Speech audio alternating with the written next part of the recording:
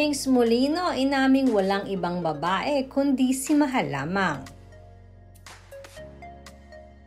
Nalalapit na nga ang birthday ng dating magkapartner na sina Migs Molino at Mahal Tesorero.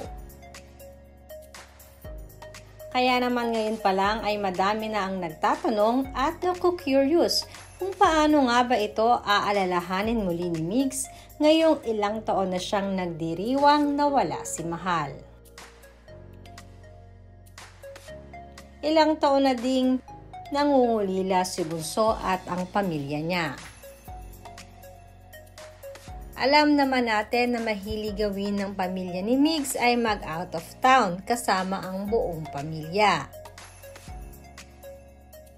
Siyempre, hindi ito makukumpleto nang hindi nila bibigyan ng oras ang pag-alala kay Cutie Mahal at sa birthday nito. Mahirap nga subalit ayon na din kay Bunso, ganyan talaga.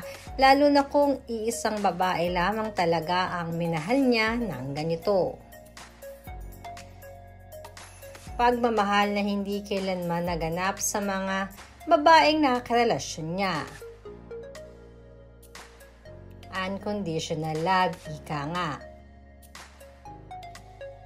Kaya naman kahit hindi niya kasama si Mahal ay nananatili ito sa puso't isipan ni Migs, ganoon na rin ang kanyang buong pamilya. Wala nga di umano siyang pinag-aalaya ng ganitong pagmamahal, kundi tanging si Cutie Mahal lamang at wala ng iba.